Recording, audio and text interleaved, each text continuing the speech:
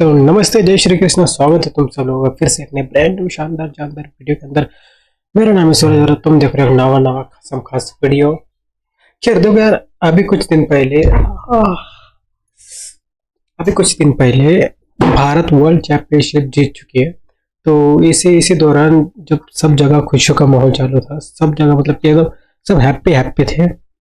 वहीं पे एक ऐसा भी देश था जो हमारी खुशियों में कुछ ज्यादा ही शरीफ हो गया, मतलब कुछ ज्यादा ही, मतलब उन्होंने हमारी जीत को अपनी जीत बना लिया। तो अफगानिस्तान, मुझे नहीं पता था, कुछ दिनों से मेरे रील के ऊपर ये एक रील बहुत ज्यादा सर्कुलेट हो रही थी, जहाँ पे अफगानिस्तान के जो लोग हैं वो बहुत ज्यादा सेलिब्रेट कर, मुझे नहीं पता था किस चीज के लिए सेलिब्रेट कर रहे हैं। ओके, तो मुझे बाद में पता चला इनको कुछ ज्यादा ही प्यार है यार भारत के लिए, हमारे देश के लिए। तो ऐसा क्यों है? और यहाँ पे हमारे छत्रपति संभाजी नगर में रमजान के वक्त में उसी दिन बुड्डी लाइन गया था। भाई कोई सेलिब्रेशन छोड़ो, कोई बात भी नहीं कर रहा था कि वाह वाह वाह वाह हमारा मुल्क जीत गया वाह। अगर तुम यकीन नहीं आता तो मैंने ये वाला वीडियो अपलोड कर दिया है। मेरा एक ब्लॉगिंग चैनल भी है, ये रहा, ये ब्लॉगिंग चैनल अपना। ओके, तो इसके अंदर ना मैंने ये मतलब कि सब जगह फटाके फूट रहे थे, क्रांति चौक में सब जगह। और जैसे ही मैं गया था ना, बहुत ही फेमस है रमजान के वक्त, वहाँ पे खाने पीने की चीज़ें मिलती है। और हम भी यही सोच के गए थे कि कुछ ना कुछ होगी वहाँ पे, कुछ बातचीत होगी, लेकिन नहीं, जैसे कुछ हुआ ही नहीं, जैसे कुछ। और वहीं पे क्रांति चौक में धूम मची हुई थी भाई।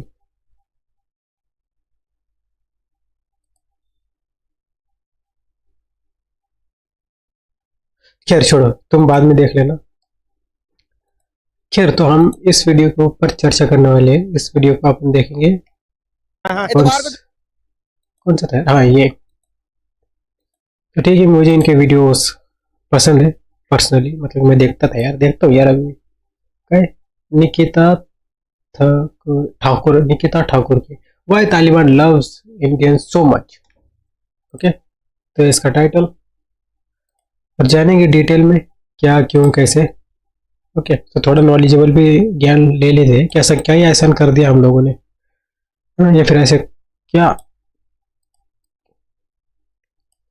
तो ठीक है, करें start. You ready guys? Okay चलो ठीक है। आखिर क्यों कई तालिबानीज कहते हैं आई लव हिंदुस्तान और हिंदुस्तान और अफगानिस्तान इज भाई भाई। यहाँ पे हमारे साथ तालिब भाई हैं। आप इंडिया के बारे में क्या सोचते हैं? I love you, Hindustan. Afghanistan is bye bye. आपने अच्छा, तुम लोगों के फैक्ट पता है कि अफगानिस्तान जो था वो पहले गांधार था, जो धृतराष्ट्र की पत्नी है गांधारी, उसका वो राज्य था। और उसके राजा थे वही शकुनी मामा। तो शकुनी मामा ने अपना बदला लेने के लिए, मतलब कि उनके भांजों को मारने के लिए, जो 100 कौरव थे उन्हें मारने के लिए सारा षड्यंत्र रचा था। और ये बात जब गांधारी को पता चली तो उसने श्राप दे दिया था कि वो अपना क्या कहते हैं उसको, शकुनी को, कि तुम्हारा राज्य जो है वो कभी भी फल फूल नहीं पाएगा, कभी भी खुश नहीं रह पाएगा। तो आए दिन अफगानिस्तान में लफड़े होते रहते हैं, दुख दर्द होता रहता है, कभी भी शांति चैन अमन ऐसे कुछ, मतलब कि ज्यादा देर तक टिकती नहीं है वहां पे। तो ये सब गांधारी के श्राप की वजह से होता है। गांधार हो गया, फिर अफगानिस्तान हो गया। ये एक पौराणिक हिस्ट्री जिसका उल्लेख हमें वेदों और ग्रंथों में मिलता है। तो यह वो हिंदू राष्ट्र ही था अफगानिस्तान। ओके, YouTube पे ये वियर्ड सी चीज ऑब्जर्व की ही होगी। कई ऐसे इंडियन ट्रैवल व्लॉगर्स हैं जिन्होंने अफगानिस्तान जाके अपना एक्सपीरियंस शेयर किया है और हर एक वीडियो में आपको एक चीज भर भर के दिखेगी, अफगानी लोगों का इंडियंस के लिए प्यार। हम इंडिया का बहुत बड़े फैन हैं। अफगानिस्तान और हिंदुस्तान का दुनिया में मिसाल दिया जाता है कि दोस्त है। दोस्त का मतलब होता है भाईजान, भाई भाई।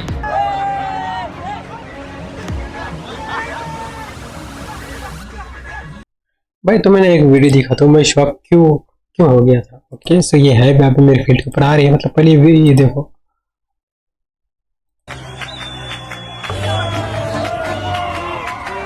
सो ये था वो सेलिब्रेशन का वीडियो, मतलब कि ये क्यों सेलिब्रेट कर रहे थे बाद में मुझे पता कि क्या है, वही लोग हमारे, मतलब कि ये सेलिब्रेट कर रहे हैं इंडिया की जीत का, भारत की जीत का।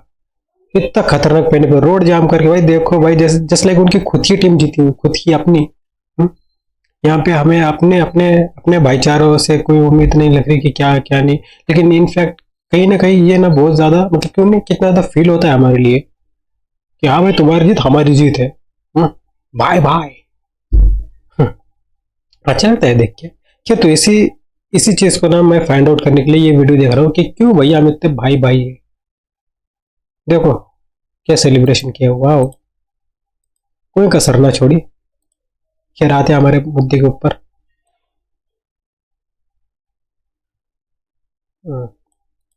चलिए देखते हैं।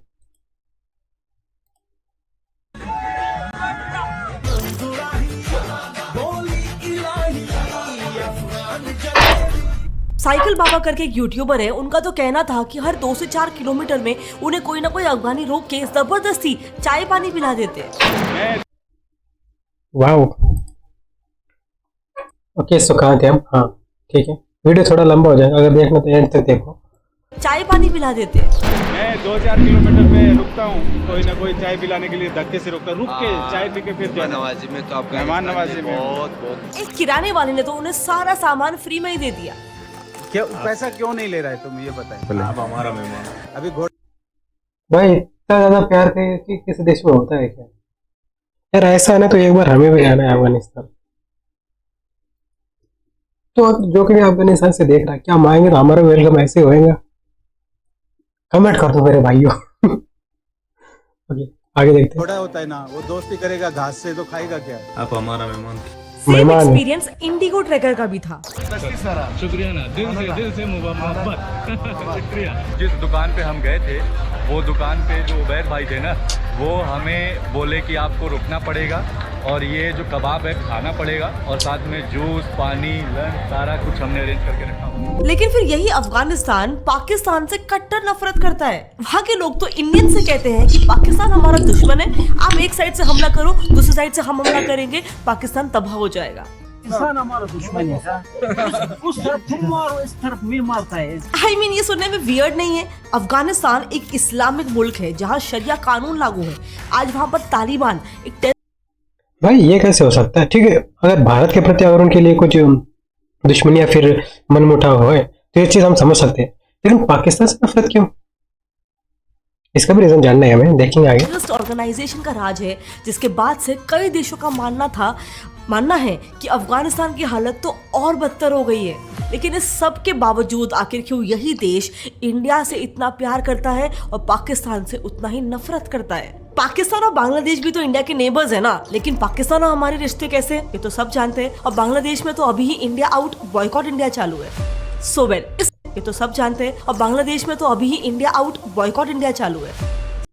भाई बांग्लादेश की एक सच्चाई बता तुम्हें, बांग्लादेश पास ना खाने के लाले नहीं थे। तुम ये चीज चाहे तो सर्च कर लो कि प्रभुपाद जो थे उन्होंने अरेंजमेंट की थी उस टाइम पे जब इनके पास मतलब कि एकदम बहुत ही उन्होंने कॉन्सर्ट किया था, उससे ना जो पैसे आए थे बहुत ज्यादा पैसे आए थे। तो कई महीने तक बांग्लादेश में स्कॉन टेम्पल ने ये सारी चीजें अरेंज की थी बांग्लादेशियों के लिए, उनके लिए खाने पीने के लिए, उनके रहने के लिए, सब कुछ भैया उन्हें पाल पोसा था।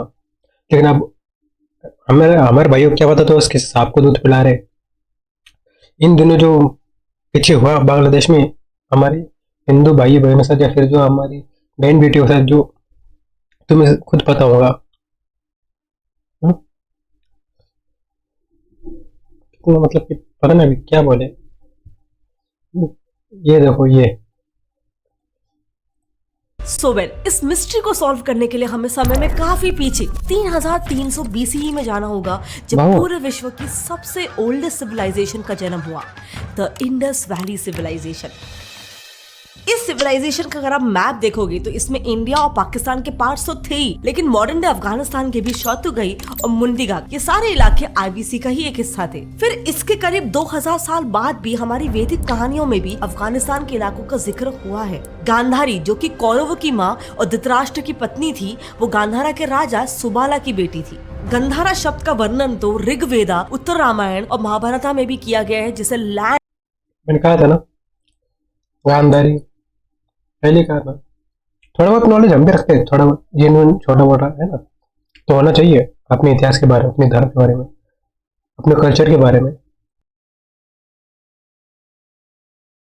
एंड फ्रेग्रेंस माना जाता था और ये किंगडम मॉडर्न डे अफगानिस्तान के कंदाहार तक फैला हुआ था। इसके अलावा अफगानिस्तान हमेशा से ही अखंड भारत का ही तो एक हिस्सा था। उस जमीन पर सदियों से Mauryan empire, Kushan empire, Gupta empire, Sikh empire और हिंदू शाही डायनेस्टी जैसे कई हिंदू राजाओं ने राज किया था और इसके प्रूफ्स अफगानिस्तान में आज भी मौजूद हैं। वहाँ के बामियान शहर में आपको आज भी 1000 बुद्धिस्ट केव्स मिल जाएंगे, जहाँ पर एक बड़ा बुद्धा का स्टैचू भी है जिसे बामिया बुद्धा कहते हैं। इन्हीं बुद्धिस्ट केव्स से शिवा की पेंटिंग्स भी मिली थी, लेकिन आज काफी सारे एविडेंसेस वहाँ पे डिस्ट्रॉय कर दी गई हैं। इसके अलावा अफगानिस्तान के कई शहरों के नाम भी संस्कृत शब्दों से लिए गए हैं, जैसे कि बल्क बना है संस्कृत शब्द भालिका से, नानगरहर संस्कृत शब्द नागराहरा से और काबुल कुबा नाम के एक संस्कृत शब्द से बना है। इनफैक्ट इनका तो पूरा लिस्ट ही है जिसमें आप देख सकते हो कि आज भी अफगानिस्तान के पश्तो लैंग्वेज में जो वर्ड्स यूज किए जाते हैं उसमें से कई सारे वर्ड्स संस्कृत वर्ड से ही डिराइव किए हुए हैं। सो कहने का मतलब है कि 11th सेंचुरी तक यानी कि हिंदू शाही डायनेस्टी के डिक्लाइन तक अफगानिस्तान मेजरली एक हिंदू सिविलाइजेशन ही था। बस इसीलिए क्योंकि हमारी शुरुआत एक थी, हमारा इतिहास एक था, अफगानी और इंडियन राजाओं में और उनकी जनता के बीच कॉमन ट्रेडिशंस, रिलीजन और कल्चर की वजह से काफी प्यार था।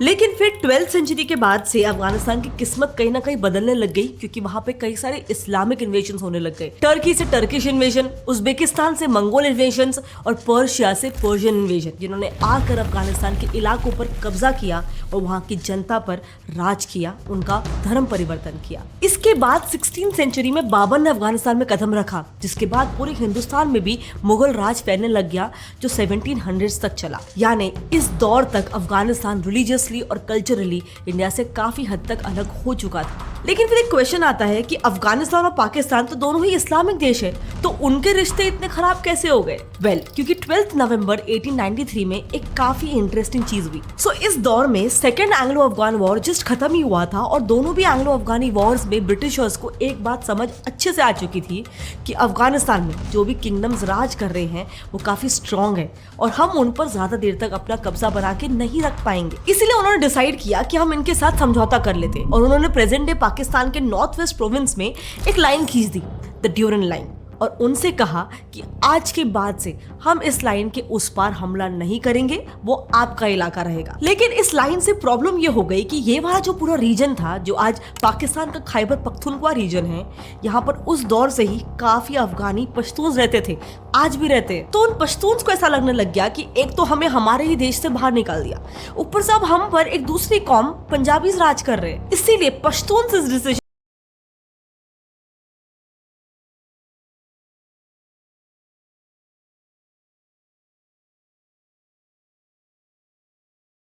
से बिल्कुल भी खुश नहीं थे और फिर 1947 के बाद तो आप जानते ही हो, आजादी के बाद भी पाकिस्तान ने ये रीजन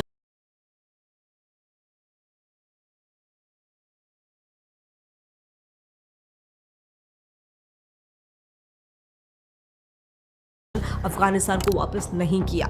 इसीलिए बस उस दिन से आज तक अफगानिस्तान और पाकिस्तान एक दूसरे के खून के प्यासे हैं। पर मजे की बात यह है कि इसी लाइन की वजह से अफगानिस्तान के हमारे साथ रिलेशंस बहुत अच्छे हो गए, क्योंकि अब दोनों भी देशों का एक ही कॉमन एनिमी है, पाकिस्तान, जिसने इंडिया के कश्मीर पर कब्जा किया और उनके खैबर पख्तूनख्वा रीजन में। फिर ये भी सब जानते ही हैं कि आजादी के बस 2 महीने बाद ही पाकिस्तान ने हम पर हमला कर दिया था।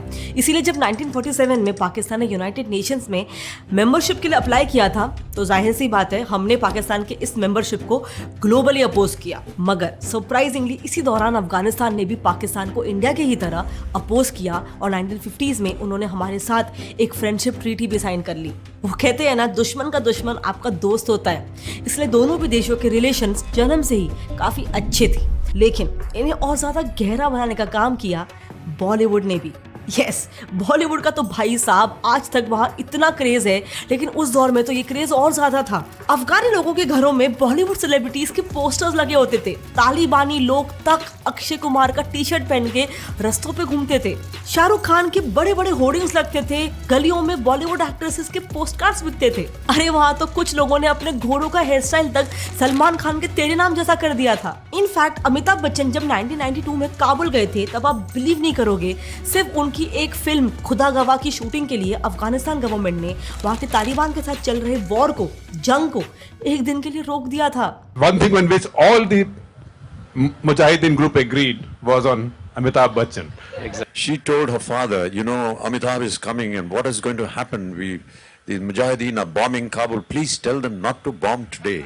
और इसी दौरान वहां की गवर्नमेंट ने अपनी पूरी आधी एयरफोर्स सिर्फ अमिताभ बच्चन की सिक्योरिटी के लिए डिप्लॉय कर दी थी। And the moment we landed there, they reversed their rifles and they put a flower in the barrel just as a welcome gift. President Najib had organized a lot of security for us. You know, we used to walk with tanks and planes flying over us just to protect us. ये तो छोड़ो, कबीर खान की अफगानिस्तान में सिर्फ हिंदुस्तानी होने की वजह से उनकी जान बच गई थी। यस, बजरंगी भाईजान और एकता टाइगर जैसी मूवीज के डायरेक्टर कबीर खान को एक बार अपनी एक डॉक्यूमेंट्री के शूट के लिए अफगानिस्तान जाना था। वहां तो वॉर चल रहा था और इस वजह से वो पॉसिबल नहीं हो पा रहा था, लेकिन वो जैसे तैसे करके एक रशियन हेलीकॉप्टर के थ्रू अफगानिस्तान पहुंच गए। हेलीकॉप्टर ने उन्हें एक सुनसान जगह पर उतार भी दिया, लेकिन वहां पर उन्हें एक मुजाहिदीन ने देख लिया। उसने तुरंत अपनी गन लोड कर ली और वो उनके तरफ आने ही लगा कि डरते डरते कबीर खान बोले कि हम हिंदुस्तानी हैं। उसने देखा यार ये हेलीकॉप्टर आया, 2 बंदे कूदे बैग से साथ, हेलीकॉप्टर निकल गया। एंड यू वोंट बिलीव कि उनका रिस्पॉन्स क्या था।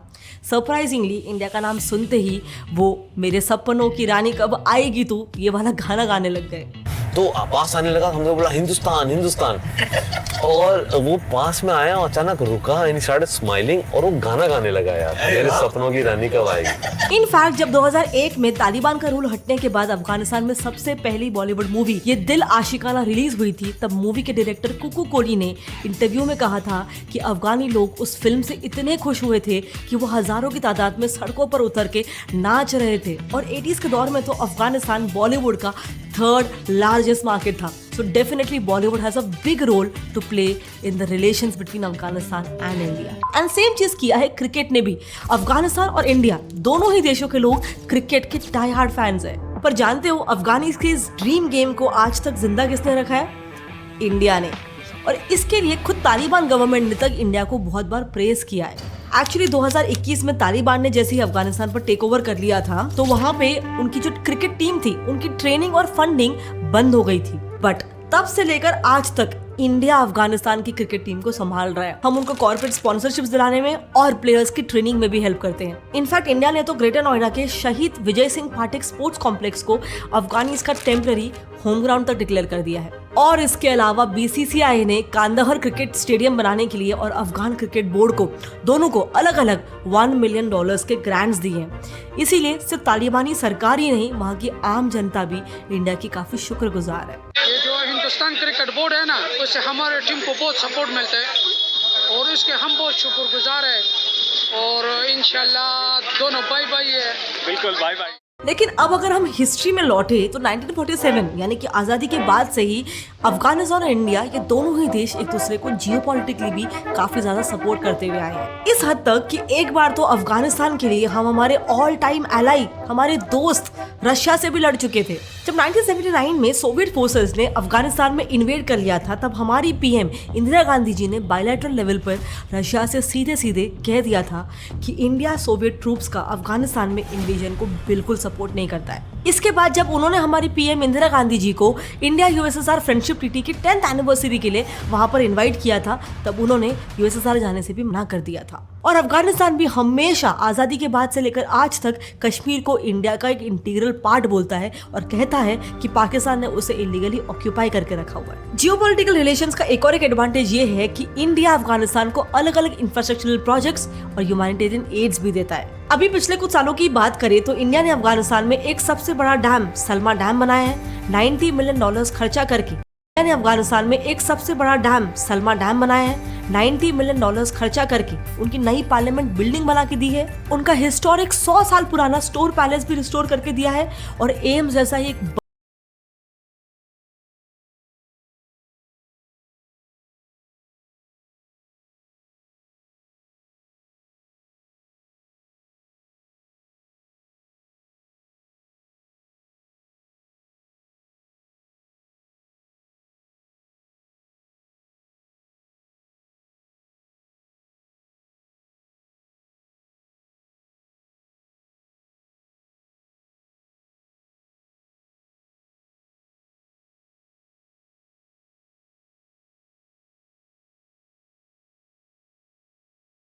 डॉलर्स खर्चा करके उनकी नई पार्लियामेंट बिल्डिंग बना के दी है, उनका हिस्टोरिक 100 साल पुराना स्टोर पैलेस भी रिस्टोर करके दिया है, और एम्स जैसा ही एक बड़ा child care hospital, Indira Gandhi institute for child health भी इंडिया ने ही उनके बना के दिया है। बेसिकली इंडिया ने अफगानिस्तान को कई सारे dams, roads, electricity transmission lines, sub station, schools and okay, so इतना कुछ।